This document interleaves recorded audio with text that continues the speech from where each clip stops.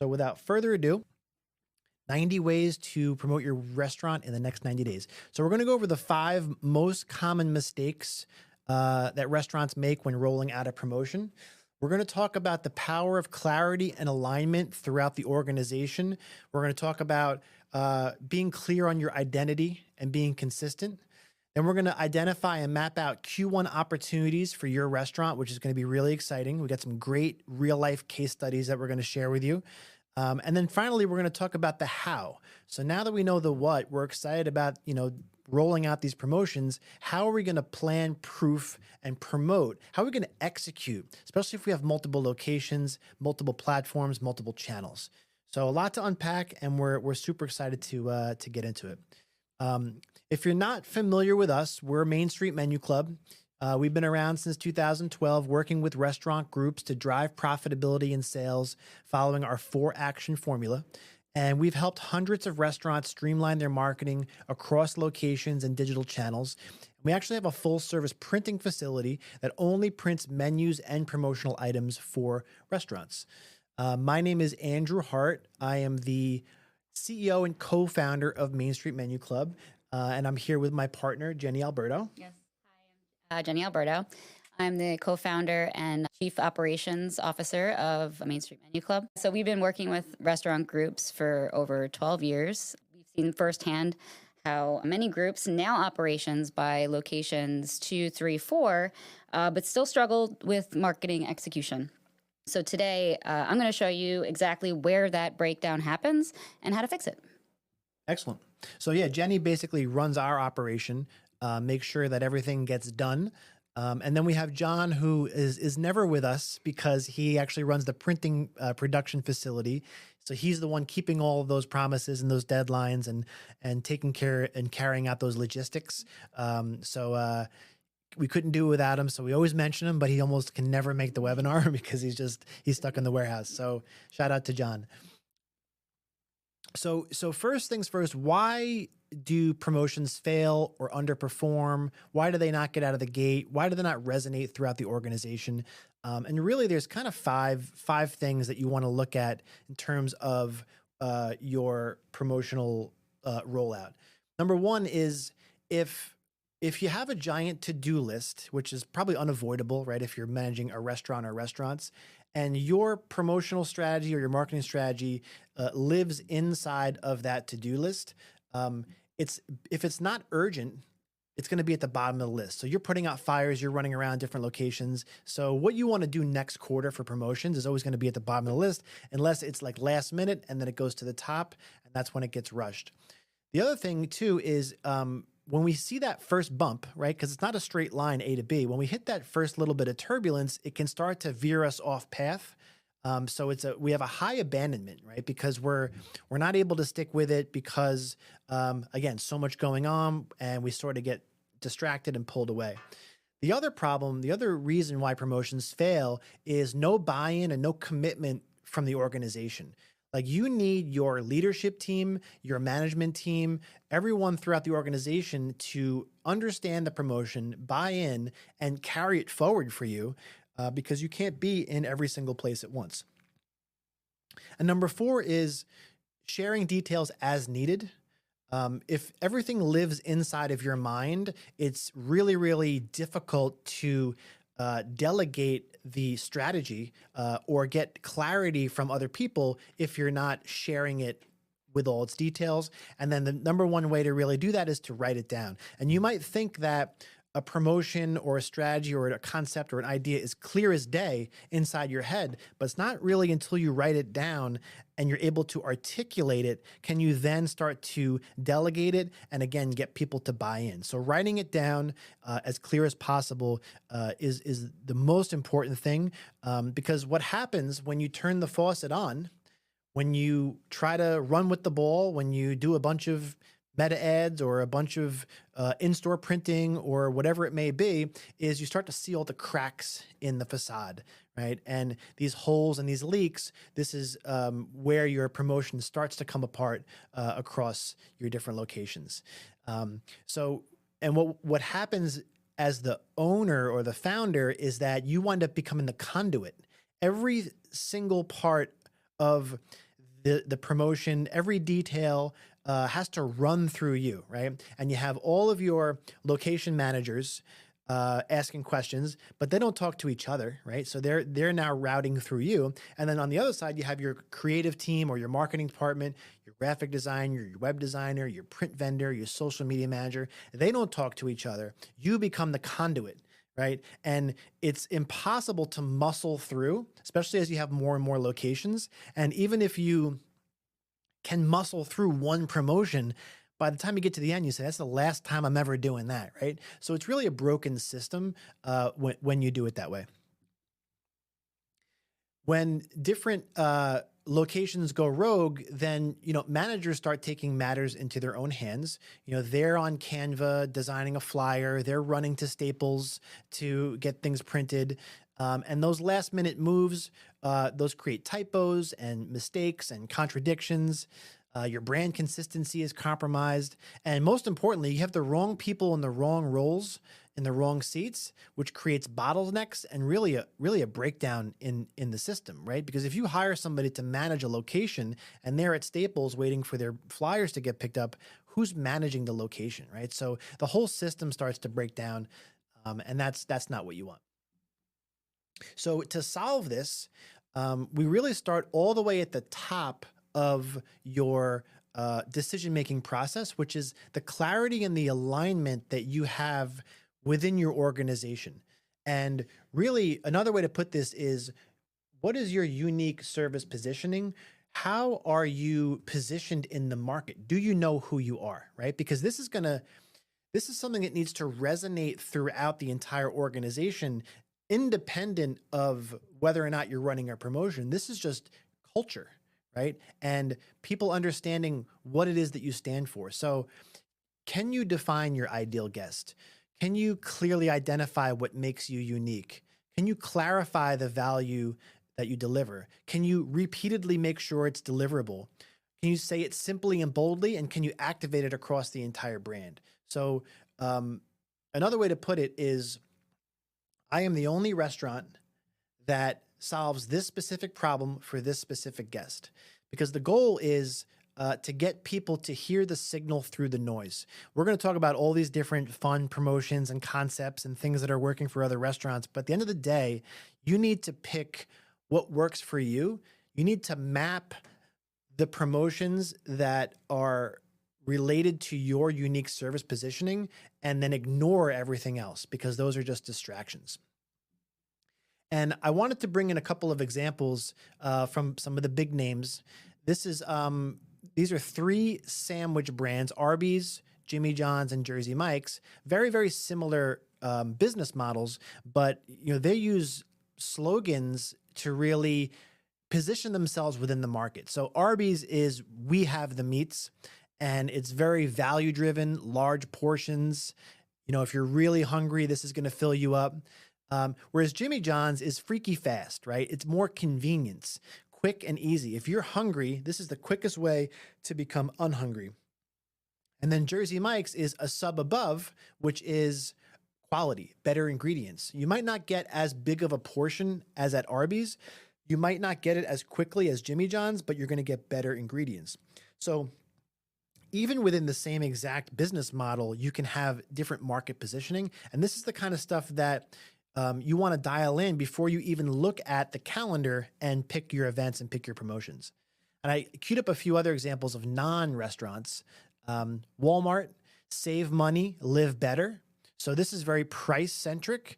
Keep your money in your pocket. Don't spend a lot of money so that you can save money and live better. So it's all about a low cost, low price. Whereas Gucci, for example, quality is remembered long after the price is forgotten. So they're positioning themselves around, we're definitely not as low cost as Walmart, but if you invest, you get a better product, better longevity, and you don't have to buy it over and over again. Car brands do this as well. So Mercedes-Benz, the best or nothing. So when you drive a Mercedes-Benz, it's a status symbol. It's a symbol of success. Mercedes is the best. If you drive a Mercedes, you are the best. Whereas Ford built Ford Tough as reliability. If you and the family are towing the RV up the mountain on vacation, Ford has got your back, right? Reliability and safety as opposed to status. And the last one here is Home Depot versus TaskRabbit. So Home Depot is really focused on DIY home improvements. They give you the tools, they give you the education, whereas TaskRabbit, they give you the contacts. These are the people that can get the job done for you. So again, two positions within the same industry. So before we get into kind of the opportunities here and all of the different fun ways that we can promote our restaurant, I really wanted to start with that because there are so many opportunities, not just in the next 90 days, but throughout the course of the year. And you want to look at these opportunities, look at these promotions through your lens so that you know which ones are going to drive your unique experience, drive your brand, and create that emotional experience that differentiates you from the place across the street. Because the reality is we can't do everything. We can't promote everything. And we want to pick our battles. We want to invest the time, the money, and the resources behind the promotions that we know are going to be the best bang for our buck. So hopefully now everybody's calibrated. Everybody knows exactly who they are within the market. And now we're going to get into what are the opportunities here. What are the 90 ways in the next 90 days that we can promote our restaurant? So the first category is sporting events. So Super Bowl, February 8th. We have the Winter Olympics, February 6th through the 22nd. We have March Madness, March 15th through April 6th. Major League Baseball opening day, March 25th. NBA, the playoffs begin on March 31st. The Masters tournament, April 9th through 12th. So 6 sporting events that are coming up in the next couple of months. Next thing we have is holidays. February 2nd, we have Groundhog Day. February 14th, Valentine's Day. February 22nd, we have Mardi Gras. March 17th, St. Patrick's Day. April 1st, April Fool's Day. And then April 5th is Easter, right? So sporting events and holidays. Then there are an enormous amount of national food holidays.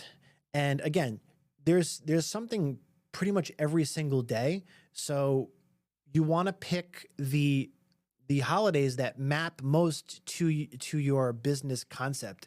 Like if there are food items, if there are signature items that you do really well, think of what those are and map them to the actual national food holiday. So there's National Fettuccine Alfredo Day. There's National Drink Wine Day. There's National Margarita Day.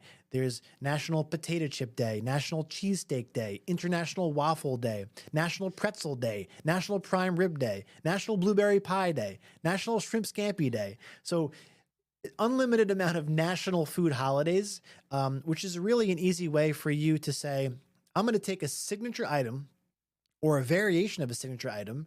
I'm going to put a spin on it. I'm going to marry it to this national food holiday, and I'm going to run a promotion.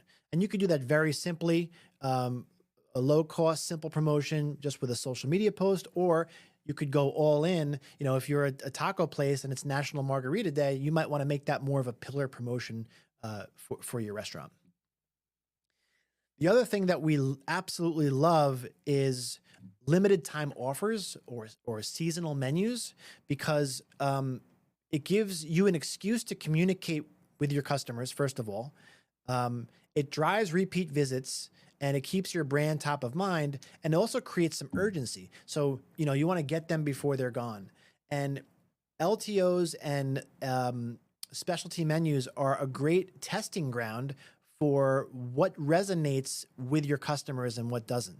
So you can throw something on a menu and then see what works and what doesn't. And then you'll be able to see these high performers can be used as attraction offers, right? Because they've resonated with people in a specific time period. And now you have that data. You could say, I might want to use this for other offers because I know that it resonates with people. And there's no better example of doing this than McDonald's and the McRib. We've all been to McDonald's a million times. We know their menu. You know, we know the deal. There's really nothing about McDonald's that I can specifically get excited about. I know the deal. If I'm hungry and I'm in a pinch, I'm in a rush, I'm going to go grab something, right? The McRib, though, when that McRib comes out, it creates so much buzz and so much urgency around McDonald's that it sells out usually within hours. and there's a line out the block and then down the block, and then people are like upset because they didn't get their McRib. So it creates all this engagement and this buzz. If the McRib was on the menu all the time, it would just be another menu item that McDonald's carries.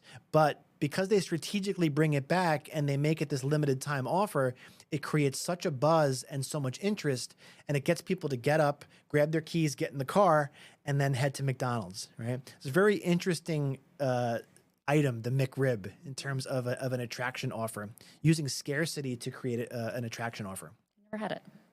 Never had it? No. You probably want one though now, right? I mean, I gotta try it. Right? Yeah, you gotta try it. So the McRib is an example of what we call a branded item.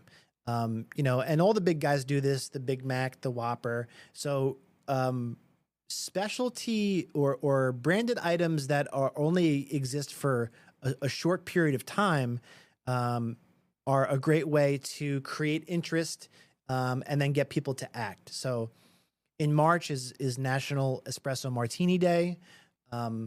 This is red velvet pancakes for two that was rolled out at a breakfast concept for Valentine's Day. The Shamrock Rita, it's basically a margarita in a Patron bottle. You get to keep the bottle, and that's for St. Patrick's Day. The Valentini is a Valentine's Day themed martini. The Azalea is the official drink of the Masters, right? So people might not know that. They're not going to buy tickets to the Masters. They'll come and try the Azalea, watch the Masters at your restaurant. This His and Hers Crepes. This is a great shareable Valentine's Day themed limited time offer. And it really just kind of drives that unique experience and shows something different. So that's branded items. So the other type of promotion that you can do is what we call a branded promotion. And this is a little bit more complex, sophisticated than, just a branded item. It takes a little bit more planning, a little bit more of a rollout. But there's some really cool examples that we queued up here from some restaurants. This is Taproom, and what they did is they opened up a new location that was pretty much at a railroad station that was about an hour from Madison Square Garden. So they bought 2 tickets to the Islanders-Rangers game, and they raffled them off. And they said, look, if you come to the restaurant dressed in a Rangers or an Islanders shirt, we will give you a raffle ticket, and 2 people are going to win and go to the game, right? So what that did was really cool because it created some engagement, right? It created a little bit of a buzz. Every single person that went to Taproom that day was like, I might end up at the game. 2 people actually will. Create some excitement and some buzz. So number 1, 2 people actually win and go to the game. Number 2, everybody else who didn't win is going to stay there and probably drink and probably eat. And number 3 is it maps to their positioning in that they want people to think of Taproom as the place to go before they hop on the train. So if they had done a free trip to Aruba, people might have thought that was cool and interesting, but it wouldn't really map to their unique service positioning. So what I love about this promotion is the fact that it creates a buzz.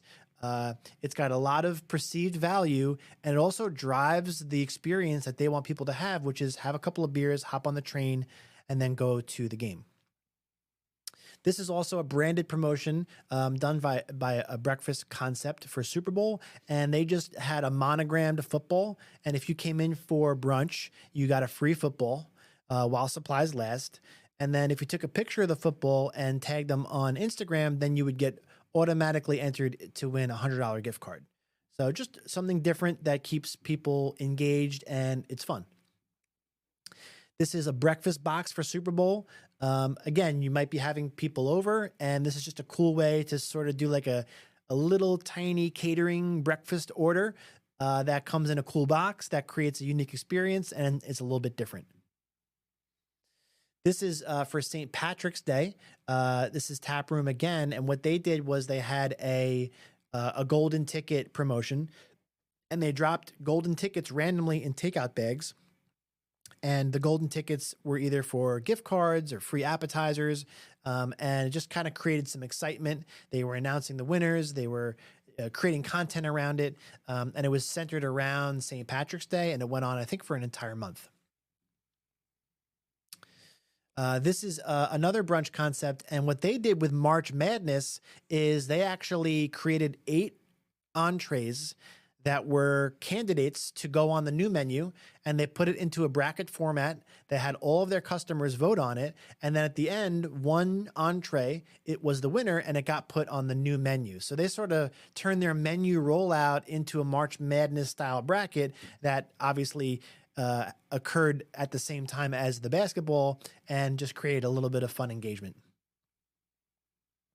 So those are examples of branded promotions. So before I kind of give it to Jenny to talk about how we're going to get all this done, there's a lot of potential. There's a lot of different things you can do. There's sporting events, there's holidays, there's national food days, there's branded items, there's branded promotions, and then there's proprietary things that are specific to your restaurant that you could also do as well. So there's no shortage of ideas. And hopefully at this point, if you're following along, you're really excited about what your restaurant can do. And you've already mapped out 5 or 6 promotions that you know right off the bat would be a no-brainer. But the next part is, how are we going to get this done? Especially if we have multiple locations, we have multiple channels and multiple different platforms and multiple promotions, and we're also very busy because we're running a restaurant organization. What is the best way to make sure that we get all of this done efficiently and rolled out and executed so that it turns excellent? So, and for that, I'm going to pass it to somebody who literally, this is what Jenny does every single day, is take your ideas and execute them, run them through the system, and distribute them in both a physical world and the digital world. So from vision to execution. Thank you, Andrew. Yeah, and that was awesome. He laid out a bunch of different promotions, and it is really exciting when you, when you think about all the potential that you have to run a successful campaign. But there are a lot of gaps that happen when you reach a certain point in your restaurant group where, there might be some leaks, and you kind of have to make sure that you have a solid foundation before you can really execute any successful marketing strategy. There is this thing that we call the marketing gap. Leadership without systems fail. So once restaurants reach the 3 to 4 locations, the first instinct they have is to hire a marketing director. And that is definitely the right move. But the mistake here is expecting that person to do everything. So from graphic design, website updates, print and delivery coordination, to answering DMs on social media and managing reviews. It's not to say that this person can't do these tasks. Almost every marketing director I've ever worked with absolutely can. The question is, do you want this person that's on your leadership team to be buried in production work? You wouldn't hire an executive chef to do prep work or wash dishes like you wouldn't hire a general manager without any servers on the floor. This is not a people problem, it's an infrastructure problem. And the reality is that most restaurant groups don't start building out a full-time marketing team until 8, 9, or 10 locations. That's designers, marketing assistants, social media coordinators. So between 2 and 7 locations, you're in what we call the marketing gap years. So what do? You borrow systems. You find partners, agencies or vendors, who already have infrastructure in place. Your marketing director's job isn't to be the system, it's to find the systems that work and manage them. And before design, before print, before anything gets made, you need to start with a plan. It's at this stage where you determine where exactly the leaks in your marketing are located. So marketing starts with a shared plan. This is what we call a creative brief, but think of it like an ops checklist. Everyone involved should be working from the same assumptions. Is this a one-off or something recurring? When does it start and end? Where will it live? In-store, online, or both? Include all the details that correspond with your goals to help make this initiative a success. These answers affect every downstream decision. Without this step, marketing feels chaotic because everyone is guessing. The next move to the physical distribution. This is where planning turns into execution and where things can easily fall apart. Here you determine, what does each location physically need and where is it coming from? Are all locations participating? Do some need different terms? Are the print specs the same across the board? These decisions affect how many versions need to be created and makes the design phase more straightforward. It's also where the difference between quick service, like a FedEx or Staples, and a true print partner becomes obvious. Let's talk about quick service print shops. I worked at Office Max back in college. If you brought me a file, I'd print it fast. But once you walked out the door, I forgot you existed. The plus side was that it was quick and inexpensive, but there was no order history, no shipping logistics. A print partner understands distribution as part of the job. They store order history, manage shipping, and track which locations get which materials. You may pay a little more per piece, but you save hours of coordination and eliminate costly mistakes.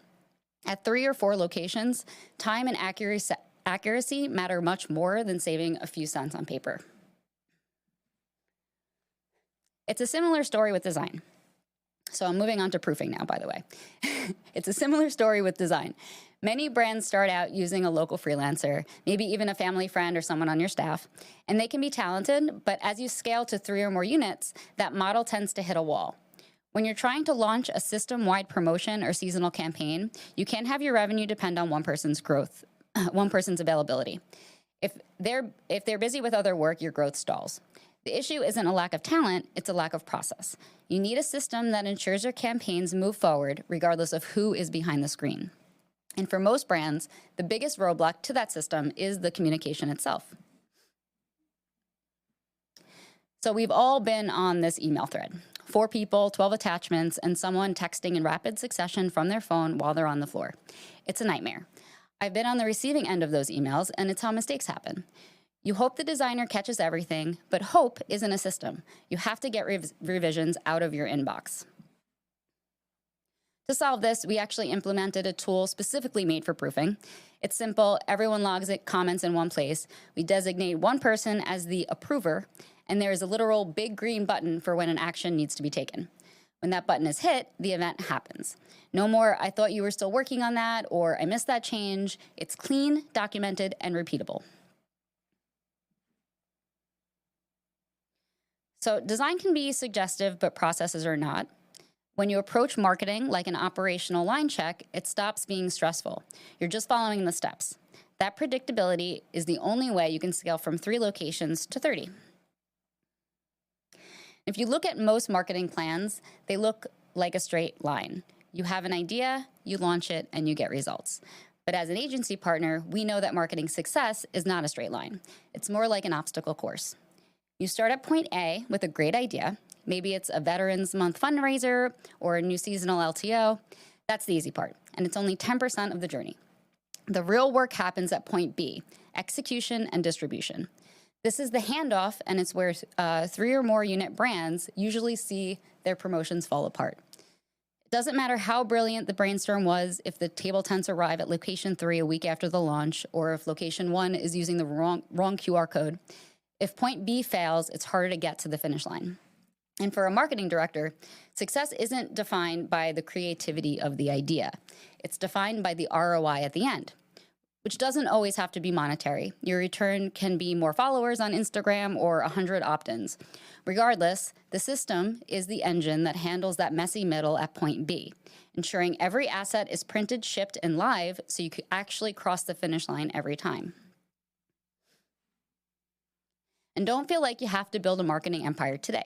Lean on companies that have already solved these problems. Learn from their workflows. By the time you're big enough to bring it all in-house, you won't be guessing.